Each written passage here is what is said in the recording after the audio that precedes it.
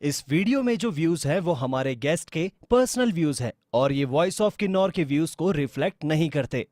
बिल्कुल स्वागत है आप सभी का। वॉइस ऑफ किन्नौर सुन रहे हैं आप विपिन को। और आज के शो की बात की जाए तो हर रोज कई सारे खास शख्सियत से आप सभी को हम रूबरू करवाते हैं। और आज हमारे साथ एक ऐसी ही खास शख्सियत है, यानी कि आज हमारे स्पेशल गेस्ट हैं प्रोफेसर हरीश कुमार ठाकुर। सर, पहले तो आपका बहुत स्वागत करता हूँ आज के हमारे शो में। भारत और तिब्बत के बीच संबंध प्राचीन, गहन और मल्टी डायमेंशनल है, जो साझा सांस्कृतिक, धार्मिक, भौगोलिक और राजनीतिक कारकों से आकार लेते हैं। उच्च हिमालय में बसे हिमाचल प्रदेश के स्पीति और किन्नौर क्षेत्र के इम्पोर्टेंट कॉरिडोर के रूप में कार्य करते हैं, जिनके माध्यम से ये संपर्क ऐतिहासिक रूप से कायम रहे हैं। ये सीमावर्ती जिले केवल पेरिफेरल रीजन्स नहीं हैं, बल्कि ये भारत से तिब्बत तक विचारों, आस्था, व्यापार और कूटनीति के प्रवाह के केंद्र रहे हैं। प्रारंभिक शताब्दी से तिब्बत आध्यात्मिक मार्गदर्शन के लिए दक्षिण की ओर देखता रहा है और भारत की समृद्ध दार्शनिक और मठवासी परंपराओं से प्रेरणा लेता रहा है। पद्मा संभव जैसे प्रख्यात भारतीय विद्वानों ने 8वीं शताब्दी में तिब्बत की यात्रा की और तिब्बती बौद्ध धर्म की नींव रखी, जो मूल रूप से पूरी तरह से भारतीय है। संस्कृत ग्रंथों का तिब्बती भाषा में अनुवाद किया गया, भारतीय मोनास्टिक कोड्स को अपनाया गया और भारतीय मेटाफिजिक्स ने तिब्बती विचारधारा को नया रुख दिया, जिससे एक ऐसा सिविलाइजेशनल बॉन्ड बना जो राजनीति से परे था। स्पीति और किन्नौर क्षेत्र इस भारत तिब्बत आदान प्रदान में आइसोलेटेड स्पेक्टर्स नहीं, बल्कि सक्रिय भागीदारी थे। हिमालय पर व्यापार और तीर्थ यात्रा मार्गों पर अपनी रणनीतिक स्थिति के कारण ये स्थान सांस्कृतिक और आर्थिक क्षेत्रों के माध्यम के रूप में कार्य करते थे और भिक्षुओं, व्यापारियों, मैन्यूस्क्रिप्ट्स और सामग्रियों की आवाजाही को सुगम बनाते थे। इस बॉन्ड के बारे में विस्तार से बात करने के लिए आज हमारे शो में special guest professor Harish Kumar Thakur sir मौजूद हैं। प्रोफेसर हरीश ठाकुर हिमाचल प्रदेश विश्वविद्यालय शिमला के डिपार्टमेंट ऑफ पॉलिटिकल साइंस में प्रोफेसर हैं और department of defence and strategic studies के पूर्व अध्यक्ष भी हैं। आपने कई पीएचडी और एमफिल स्कॉलर्स को शोध में मार्गदर्शन दिया है। आपको 30 वर्षों से अधिक का टीचिंग एक्सपीरियंस है और आपने 17 पुस्तकें, 106 से अधिक शोध पत्र, बुक रिव्यूज और क्रिटिकल एसेस प्रकाशित किए हैं। आप हिमाचल प्रदेश विश्वविद्यालय जनरल के संपादक भी थे। सबसे पहले सर, आज के शो में आपका मैं स्वागत करता हूं और सबसे पहले मैं आपसे ये जानना चाहता हूं, कृपया हमें प्राचीन भारत तिब्बत संबंधों के बारे में विस्तार से बताएं। वॉइस ऑफ किन्नौर को धन्यवाद मुझे तिब्बत और भारत के संबंधों के बारे में बातचीत करने का अवसर देने के लिए। इतिहास से अगर हम परिप्रेक्ष्य से तिब्बत के बारे में जानना चाहें तो तिब्बत के करीब का जो कश्मीर है, कश्मीर का इतिहास जब हम देखते हैं तो ऋषि काश्यप से उसकी उत्पत्ति जोड़ी जाती है कि किसी वक्त वहाँ बहुत बड़ा एक लेक था जिसको कि ऋषि काश्यप ने खाली करवाया और उसके बाद ये जो कश्मीर वैली है आज का डेवलप हुआ है। तो महाभारत में भी एक ऐसा प्रसंग आता है तिब्बत के बारे में कि तिब्बत को एक तो बॉड करके रेफ़र किया जाता है। बॉड जिसका मतलब है टू एग्जिट और भागना। तो एक त्रिपुति एक नाम के रूपति नाम के एक एंटी पांडव ग्रुप जो था आपके कौरवों से, वो वहाँ से भाग करके तिब्बत में अपने फॉलोअर्स के साथ सेटल हुए। तो एक विश्वास ये है कि जो तिब्बत का नाम तो बाद में पड़ा है, मंगोल वर्ड तिब्बत से पड़ा इसका नाम, लेकिन उससे पहले इसे बौड या भोट के नाम से जानते थे। और जो महाभारत में प्राचीन ग्रंथों में इसका रेफरेंस आता है वो भोट के नाम से आता है। तो Bhot is a word that refers to Bhoti people और तिब्बतन्स। और जो टर्म तिब्बत है it is quite late in origin जब हम इसकी बात करते हैं। तो एक तो रेफरेंस ये है कि तिब्बत का रेफरेंस वहाँ पे भी आता है। और दूसरे, तिब्बत में बुद्धिज़्म पहुँचने से पहले हमें ये जानना जरूरी है कि किस तरह का वहाँ का इतिहास था।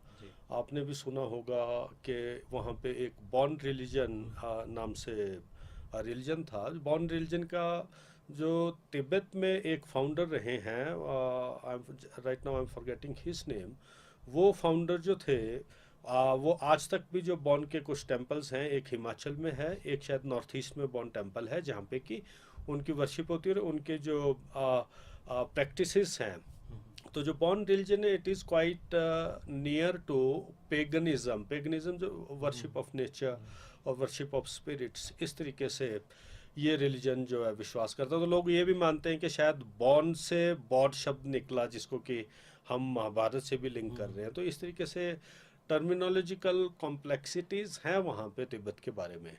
और ज़्यादा स्पष्ट अगर हम इतिहास देखें तो तिब्बत को हम 4 फेजेस में बड़े सिंपली देख सकते हैं।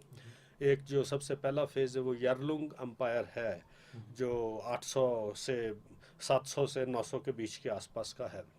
दूसरा युआन एम्पायर है, जब Tibet falls into the hands of Mongols. ये 13th और 14th सेंचुरी में 1 सेंचुरी का कंट्रोल रहा है मंगोल्स का, और ये why it is important I will come on to this point later. तीसरा आपका डायनेस्टी रही है जो 1450 से लगभग 1650 के आसपास थी, और उसके बाद क्विंग डायनेस्टी जो 1912 तक रही चाइना की। तो इन 4 फेजेस में तिब्बत पहली बार एक वेसल स्टेट की तरह, वेसल स्टेट इंटरनेशनल लॉ में एक टर्म यूज़ होता है कि जिसकी सोवरेनिटी दूसरी स्टेट के पास है, इंटरनल मैटर्स में वो स्टेट इंडिपेंडेंट है।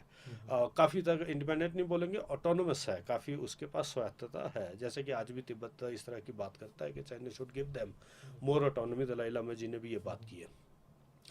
तो ये वेसल स्टेट जो स्टेटस तिब्बत का रहा है, ये क्विंग डायनेस्टी में रहा है 1644-50 से लेके 1912 तक। उससे पहले तिब्बत के इतिहास में जो आपका ये मंगोल, जो आपका इससे पहले की मिंग डायनेस्टी थी, 150-200 साल का राज था, उसमें China had no direct control over Tibet, just influence था, लेकिन चाइना का कोई ऐसा ऑफिशियल तिब्बत में कंट्रोल करने के लिए नहीं बैठता था। और जो आमदन्स हैं जो कि आपके ये क्विंग डायनेस्टी आपकी बाद में आई, जिसने कि कंट्रोल वेसल स्टेट एस्टेब्लिश किया, उसमें एक टर्म यूज़ होती है आर्मदन या समथिंग, जो कि एम्पायर के रिप्रेजेंटेटिव थे who use to sit in Lhasa, और इस तरीके से वो कंट्रोल करते थे। तो इनडायरेक्टली इस क्विंग डायनेस्टी में 200 साल में चाइना का थोड़ा बहुत उसमें नियंत्रण रहा है। सुजरेनिटी थी, सोवरेनिटी नहीं थी। Internally Tibet was autonomous. और 1912 में तो आपको पता ही है, जब ये क्विंग डायनेस्टी ख़त्म हुई तो Dalai Lama declared Tibet open independent and sovereign. तो 1950 तक Tibet was a sovereign state. पहले भी सोवरीन था। जो आपका मैंने मंगोल वाली बात की युआन डायनेस्टी में, उसमें एक वर्ड यूज़ होता है, पैट्रन क्लाइंट रिलेशनशिप था। पैट्रन क्लाइंट मीन्स कि मंगोलियंस वर रूलर्स, वो इनको टेरिटोरियल हर तरह की प्रोटेक्शन प्रोवाइड करते थे, and they use to take spiritual guidance from Tibet. तो जो तिब्बत के गुरु थे, जितने भी बुद्धिस्ट रिनपोचेज या बड़े गुरु थे, वो मंगोल्स को स्पिरिचुअल एजुकेशन देते थे। बुद्धिज़्म का जो ज्ञान था उसका प्रसार उस कम्युनिटी में करते थे। तो ये एक give and take reciprocal relationship था। इसमें कोई डोमिनेंस या कंट्रोल की बात नहीं थी। तो वी कांट से कि Mongols controlled Tibet. Tibet was autonomous and sovereign at that time also. They were in a kind of understanding with the Mongols के भी आप हमें प्रोटेक्शन दो, फोर्सेस के थ्रू हम आपको नॉलेज सिस्टम देंगे। और सबसे इम्पोर्टेंट तिब्बत के इतिहास में एक ट्रीटी हुई है 821 में, जो अब उनका पहला यरलुंग डायनेस्टी थी। उनके जो मुझे राजा का नाम याद नहीं आ रहा है, थेम्सन या गोम्पा समथिंग था। उनके 2 वाइफ्स, उनके बेटे की 2 वाइफ्स थी। एक चाइना से थी वेनचेंग, एक इंडिया से थी, नेपाल से। Nepal was part of India at that time. तो वो नेपाल से थी जो लड़की, उसका नाम ब्रिकुटी। तो he was having, and Bhrikuti played a role in converting that king and adopting Buddhism. और उसके बाद कुछ एक डेवलपमेंट ऐसी हुई कि ऐसा आपका स्टोरीज में आता है तिब्बत की, और डॉक्यूमेंट्री उसमें रिकॉर्ड्स में भी आता है। आई वोंट से कि फेक नैरेटिव्स हैं, और वो उन रिकॉर्ड्स में भी ये बात होती है कि तिब्बत में जब मंदिर बन रहे थे और बुद्धिस्ट मोनास्ट्रीज बन रही थी, टेम्पल बनता था, तो उसमें ऑब्स्ट्रक्शंस आ रहे थे। तो जैसे मैंने आपको बताया कि बुद्धिज़्म से पहले बॉर्न ट्रेडिशन था, तो people had faith in local practices, local spiritual deities also, तो उनमें भी विश्वास था। तो ये माना गया कि अभी ये जो लोकल बॉर्न डाइटीज हैं वो शायद बुद्धिज्म को एस्टेब्लिश करने में दिक्कत कर रहे हैं। तो पदम संभव जी को बुलाया गया, जो Rinpoche, the first great Rinpoche who is called Vajrayana के फाउंडर भी माना जाता है उनको। तो पदम संभव जी जब वहाँ पे गए तो उन्होंने उस मोनास्ट्री को, उन स्पिरिट्स को सबड्यू किया और उस मोनास्ट्री को बनने में हेल्प किया। तो पदम संभव और उसके बाद आपके एक शाक्य पंडित हुए, वो नालंदा से बुलाए गए, बड़े फेमस इसके बुद्धिज़्म के स्कॉलर थे।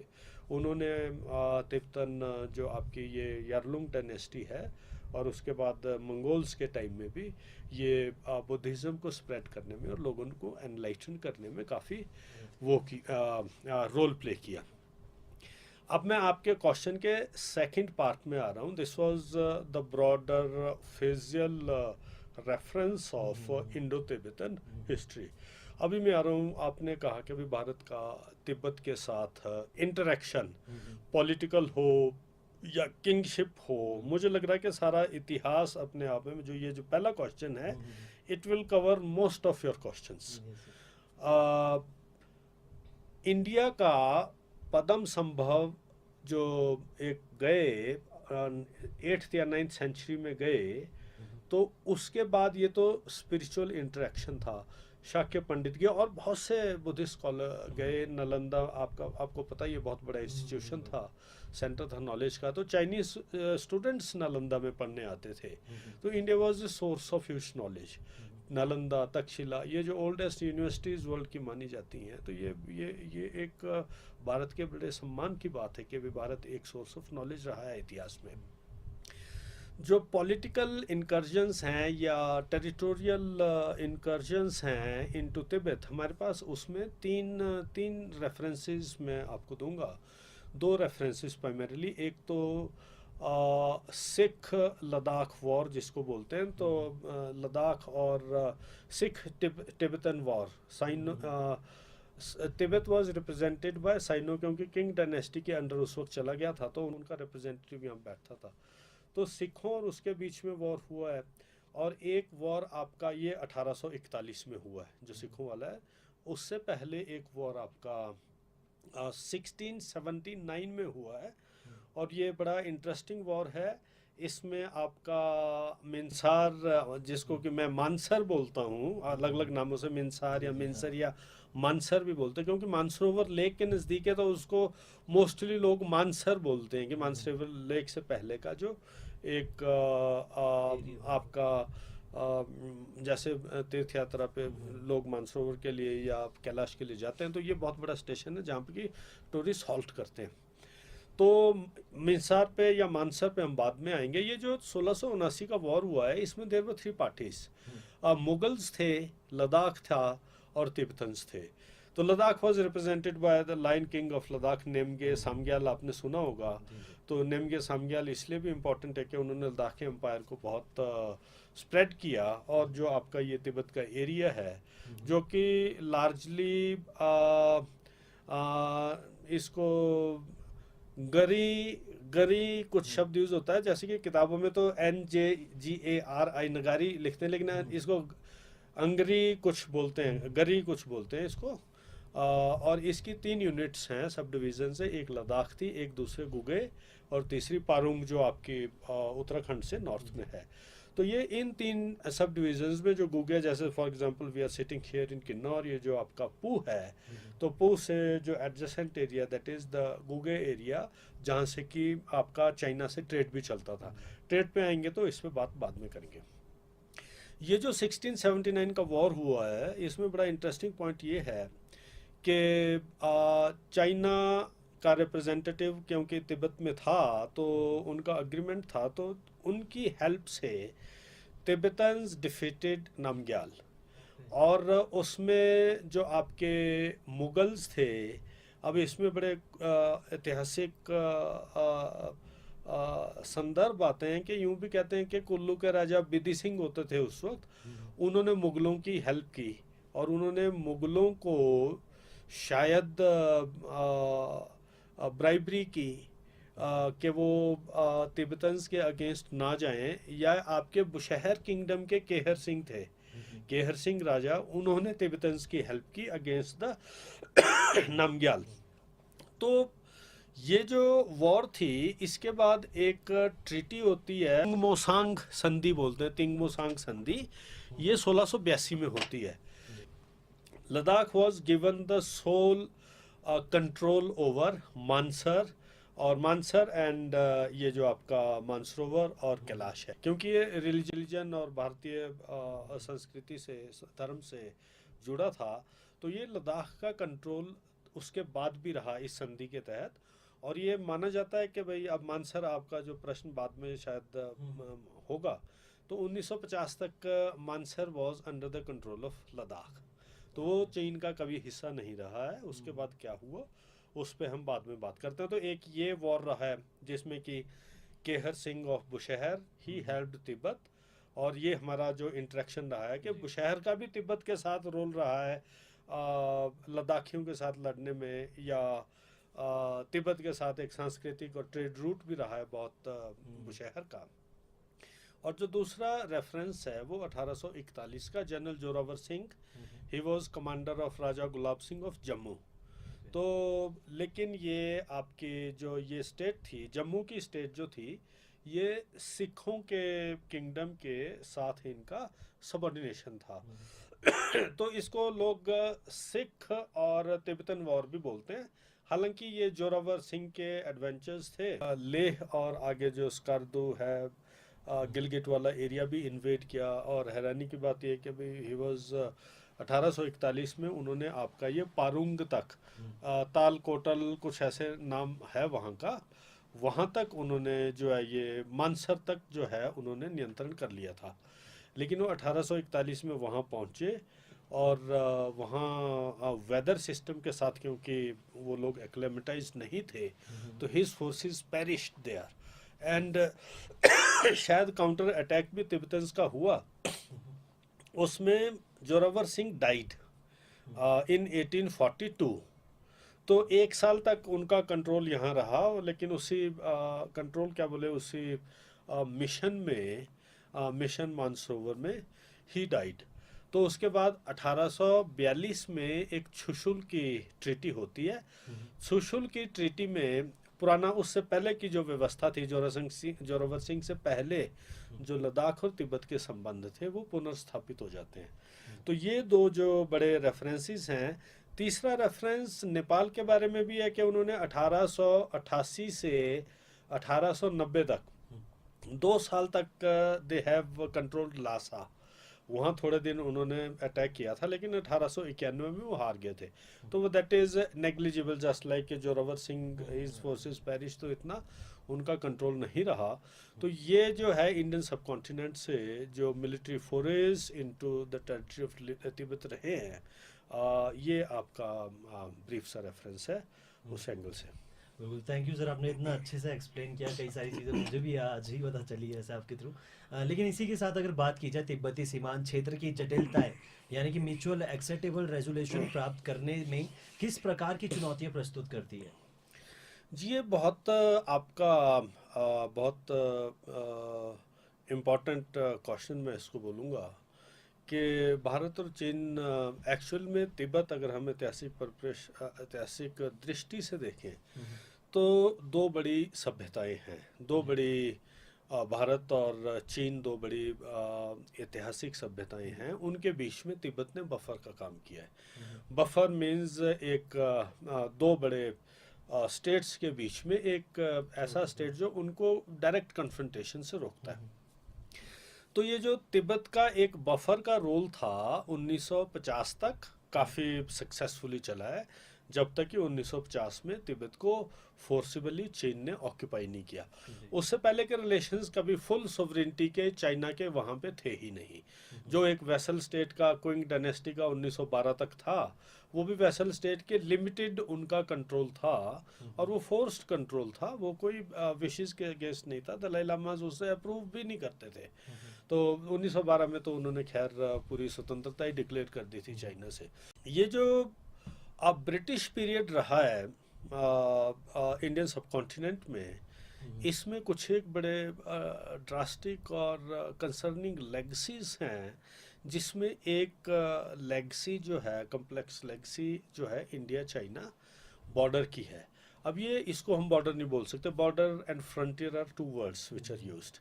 बॉर्डर्स आर, जैसे आप मैप पे बैठे हैं, फिक्स्ड लाइंस हैं, एरियाज क्लियर हैं, तो आप मैपिंग कर सकते हैं, तो that is legally accepted documentation of territories, तो वो आपका फिक्स्ड बॉर्डर। लेकिन फ्रंटियर्स आर फ्लूइड, उसमें कोई फिक्स नहीं है, ओवरलैपिंग क्लेम्स हैं, तो तिब्बत हमेशा फ्रंटियर के रूप में रहा है। तो जैसा मैंने आपको कहा कि जो फ्रंटियर्स हैं they are fluid in nature और फिक्स नहीं है, और इंडिया और चाइना के बीच में जो तिब्बत का एक डिस्प्यूट है, टेरिटोरियल डिस्प्यूट, तो कई बार लोग मैकमोहन लाइन से भी कंफ्यूज करते हैं, लेकिन McMahon line we have to keep it in mind कि मैकमोहन लाइन जो है वो नॉर्थ ईस्ट वाला जो बॉर्डर ड्रॉ हुआ है उसके बारे में है। यहाँ लद्दाख में मैकमोहन लाइन नहीं है। यहाँ की हिस्ट्री बड़ी कम्प्लेक्स है। आपने सुना होगा कि 1814 के आसपास रशिया ने एक इन्वेजन किया था। उसके बाद ब्रिटिश जो थे, British empire, they were having a confrontation और a kind of diplomatic competition with Russia। तो एक ग्रेट गेम शब्द यूज हुआ, जिसको कि बाद में रुडयार्ड किपलिंग ने भी अपने एक नावल में फेमस किया ग्रेट गेम शब्द से। तो ये जो चाइना और इंडिया के बॉर्डर का इतिहास है, ये इस ग्रेट गेम से प्रभावित रहा है। ब्रिटिशर्स वर स्केर्ड कि भाई नॉर्थ से जो चाइना, ये रशियन एम्पायर है, ये इंडियन सब कॉन्टिनेंट तक इसका आउटरीच ना बढ़े, और इंडियन सब कॉन्टिनेंट क्योंकि ब्रिटिश के कंट्रोल में था, तो इसलिए उन्होंने चाइना और रशिया को न्यूट्रलाइज करने के लिए एक तिब्बत का पॉलिसी बनाया। और इस पॉलिसी में बड़ी दो इंटरेस्टिंग प्रपोजल्स हैं, जो कि ये जो फ्रंटियर का इशू है, ये बॉर्डर का इशू है, आज की डेट में LAC हम बोलते हैं, तो वो फोर्स्ड है। चौवन लाइन ने 1959 में फोर्स किया था कि अभी हम इस बॉर्डर को मानते हैं, तो जहाँ पे हैं वो वहीं रुके हैं। अब 1947 में भारत आज़ाद होता है। उससे पहले की जो ब्रिटिश गवर्नमेंट की जो डीड्स हैं, तो वी रिसीव्ड, ये जो सारा बाउंड्री का झगड़ा है एक लेगसी की तरह भारत के पास आया है। तो उसको सॉल्व करने के लिए जो पंचशील हुआ, पीसफुली सेटल करेंगे। इसके बाद आपके जो ये सारी एपिसोड्स हुई हैं, 1993 में एक एग्रीमेंट हुआ है, ट्रैंक्विलिटी। ये जो बॉर्डर्स की मैं बातें कर रहा हूँ, जो चाइना 1962 के बाद, तो आपको पता है बिल्कुल कोल्ड उसमें रिलेशंस रहे हैं। 1978 में वाजपेयी जी गए as a foreign minister, he broke the ice. 1989 में राजीव गांधी गए, तो थोड़ा सा डिप्लोमेटिक रिलेशन शुरू हुए। 1993 में 93 में पीस एंड ट्रैंक्विलिटी एक अग्रीमेंट चाइना के साथ होता है कि वी विल मेंटेन। जो LAC है 1962 के बाद की लाइन जो है, ये चावनलाय द्वारा प्रपोज्ड लाइन है, उस पर हम ज़्यादा छेड़खानी नहीं करेंगे, और जैसा स्टेटस को है वैसा ही मेंटेन करेंगे। लेकिन हम सुनते हैं कि उसके बाद भी चाइना कीप्स ऑन इंट्रूडिंग, जो सैलमी स्लाइसिंग उनकी एक टेक्निक है, वो छेड़ते रहते हैं बॉर्डर्स पे, और आस्ते आस्ते इंच इंच जो वो inch by inch they keep on capturing the territory. फिर पीछे निकलेंगे 2 इंच फॉरवर्ड 1 इंच बैकवर्ड। तो वो आपको पता ही है कि एक इंच तो मीन्स के किलोमीटर्स में आप इसको लेंगे, तो they keep on occupying the territories. This is their this is the war strategy. उसके बाद 2005 में एक एग्रीमेंट होता है बहुत इंपॉर्टेंट। 1997 में कॉन्फिडेंस बिल्डिंग मेजर भी वाला भी हुआ, और 2005 में बहुत इंपॉर्टेंट था कि development of parameters and guiding principles, कि बॉर्डर को सॉल्व कैसे किया जाए। तो उसके साधन हम सॉल्व करने के डेवलप करेंगे।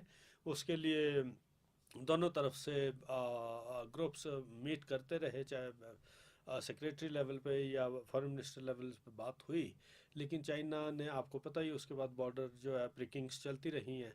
और अभी 2013 में शायद चुमूर लद्दाख में हुआ, 2016 में 17 में आपका भूटान वाला हुआ, क्या डोकलाम, और 2020 में गलवान हुआ। तो they have not kept the spirit of any of the agreement. तो ये बड़े दिक्कत की बात है। फ्रंटियर्स हैं, फ्लूइड है, हमारा ओपिनियन डिफरेंट है, चाइना का ओपिनियन डिफरेंट है, तो दोनों स्टेट्स को विल पावर तो चाहिए। और यहाँ जो टेरिटोरियल, अगर आप पब्लिक का ओपिनियन देखें तो वो ईस्ट से लेके वेस्ट तक people are mostly with India, and Tibetans have very strong faith in India, क्योंकि सारा religious source, cultural source, Tibet का सोर्स चीन में तो कुछ भी नहीं है। They have eliminated Buddhism there. Buddhism कहाँ रहा है वहाँ पे?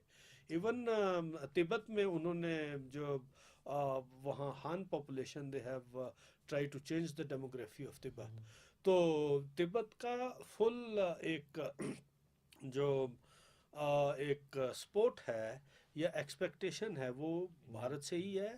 दलाई लामा भारत से गवर्नमेंट इन एग्जाइल चला रहे हैं, और तिब्बत चाइना जो है every time it protest when some activity regarding Dalai Lama or this government takes place in India.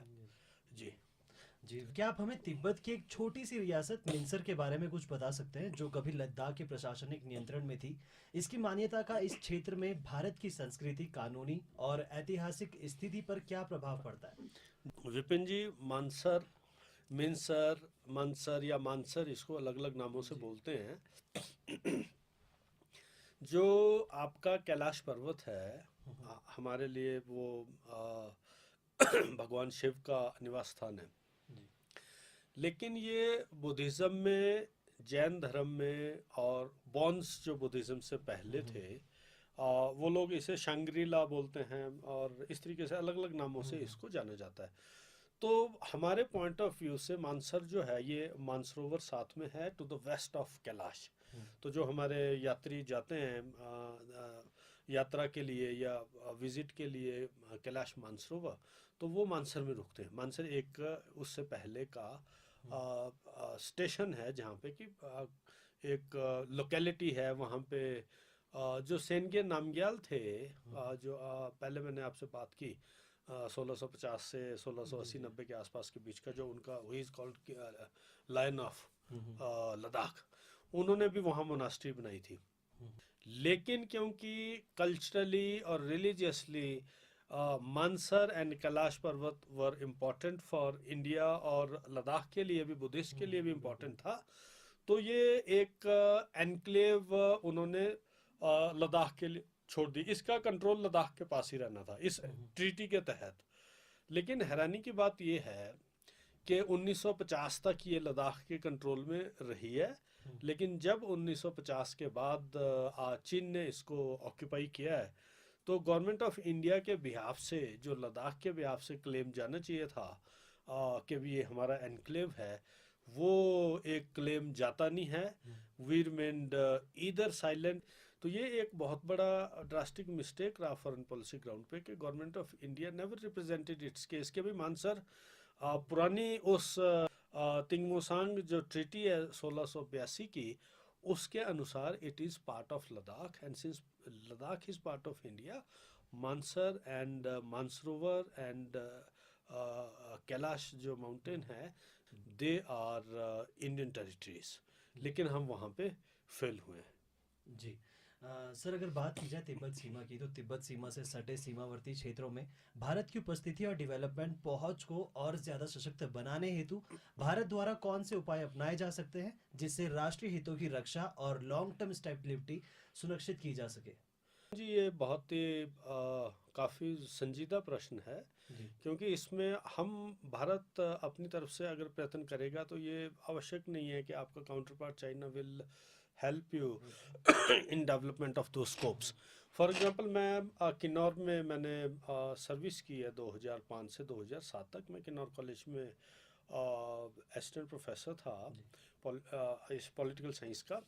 तो उस ड्यूरेशन में यहाँ पे हम मेले देखते थे, जो आपके किन्नौर की लवी बोलते हैं उसको, या क्या मेला बोलते हैं यहाँ? समर। हाँ, समर, ये दिवाली के आसपास होता है कुछ बीच में। तो उस मेले में चाइना की मार्केट लगती थी। तो यहाँ जो चाइनीज जो माल आता था मोस्टली, वो या तो लेदर मटेरियल था, शूज़ थे इस टाइप से, या वो रॉ मीट आता था याक वगैरह का, इस टाइप से चीज़ें आती थी। लेकिन जहाँ तक मेरा इन्फॉर्मेशन है कि वेरी रिसेंटली चाइना ने ये जो मूवमेंट ऑफ थिंग्स है, जो बार्टर सिस्टम था, basically barter means goods will be traded against goods, लेकिन वो बार्टर सिस्टम जो है ये, और अगर मॉनेटरी वे में भी अगर हो रहा था, तो वो बाद में मुझे लग रहा है कि चीन ने इसको बंद कर दिया। तो how to this is up to district administration to see, government of India को भी देखना पड़ेगा। और ये वो सॉफ्ट मेजर्स हैं, चाहे ट्रेड है, चाहे कल्चरल इनिशिएटिव्स हैं, कि ये सॉफ्ट पॉलिसीज़ हैं जो कि दोनों देशों के बीच में रिलेशंस को नॉर्मलाइज करने में हेल्प करते हैं, और इंडिया और तिब्बत के जो ओल्ड रिलेशंस हैं उनको ज़िंदा रखने में और उनको रिवाइव करने में हेल्प करेंगे। मुझे तो ये याद है भी, उस वक्त 2005 के आसपास there were several people who had migrated from China to Kinnaur, और वो अभी तो मैं बात कर रहा था कुछ दिन पहले, तो वो जो चाइनीज़ फैमिली वापस आई थी, they never went back to China because of less development, और वो they were not happy there. तो यहाँ पे अभी तो उनमें बहुत से लोग नहीं भी रहे हैं, काफ़ी बुजुर्ग लोग थे वो, तो वो मूवमेंट कम हुआ है। अब उस मूवमेंट को कैसे किया जाए? अब चीन का जो पॉलिसी है वो अपना पंचेन लामा बना देते हैं। चीन का जो पॉलिसी है वो वहाँ पे नया बुद्धिस्ट फिलोसफी और नया एजुकेशन सिस्टम फैलाने की कोशिश कर रहे हैं। जो चाइनीज़ प्रोविंसेस हैं, जो तिब्बत में भी ये हो रहा है, लासा और अगल बगल में जितने भी एजुकेशन सिस्टम है, कभी अगर आप उसको बारीकी से देखेंगे तो they are imposing the Chinese value system, और जिसमें कि बुद्धिस्ट ट्रेडिशंस को और बुद्धिस्ट कल्चर को सबड्यू करने का प्रयत्न है। तो उसको रिवाइव करने के लिए हमारे गवर्नमेंट इन एक्साइल है, हमारे यहाँ पे बहुत से बुद्धिस्ट सेंटर्स हैं, स्टडी सेंटर्स हैं। नालंदा हमारे यहाँ पे है, और नालंदा मैं आपको बताऊं कि 2010 में गवर्नमेंट ऑफ इंडिया ने नालंदा विश्वविद्यालय आरंभ किया है। ये बिहार में राजगीर डिस्ट्रिक्ट में है।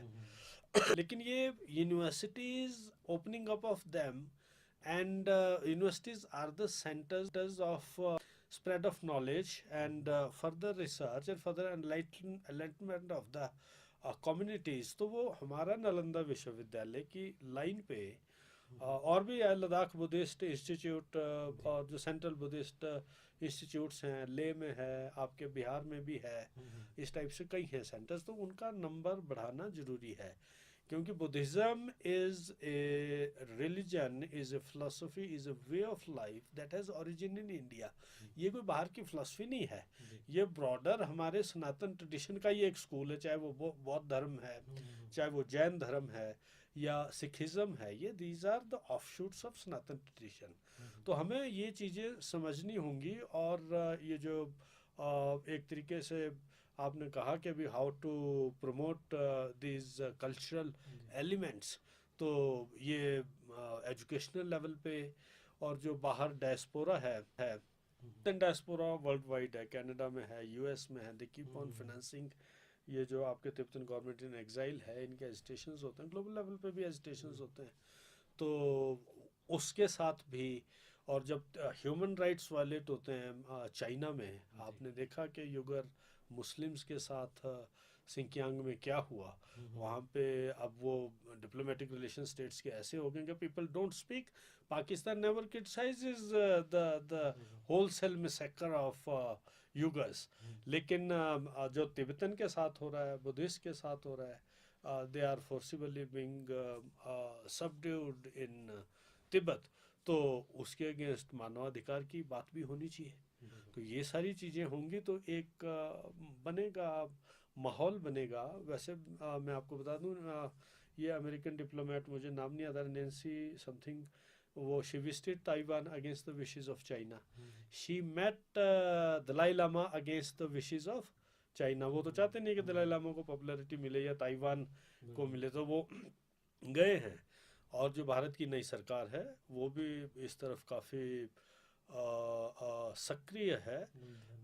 2014 में जिस वक्त सरकार बनी थी, तो जो आपकी गवर्नमेंट इन एग्जाइल है, तिब्बतन गवर्नमेंट इन एग्जाइल जो धर्मशाला से चलती है, उसके prime minister was also called oath taking ceremony में। मोदी गवर्नमेंट ने बुलाया था, जो सार्क स्टेट्स सारे बुलाए थे, उनके हेड्स भी बुलाए थे, उनको भी बुलाया था।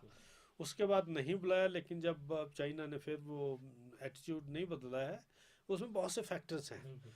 और 2020 में गलवान हुआ है, तो 2021 के बाद Dalai Lama is again being reciprocated और again being greeted on his birthday, जिसको कि चाइना ने प्रोटेस्ट भेजा है। हम्म, अभी जो पीछे दलाई लामा जी के बर्थ पे प्रधानमंत्री साहब ने उनको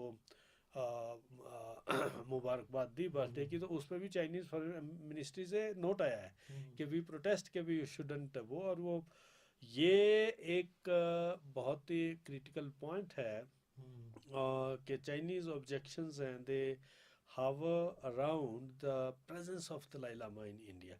लेकिन हम अपनी मॉरल कमिटमेंट्स, हम अपनी historical commitments and the way China has behaved in the last 6-7 decades, उस एक्सपीरियंस के बिहाफ पे we can't withdraw, we have to build a strong sense of support and we have to follow soft diplomacy, foreign policy में cultural diplomacy, ये सारी चीज़ें follow करके we have to strengthen the cause of Buddhism, the strengthen the cause of Tibetans.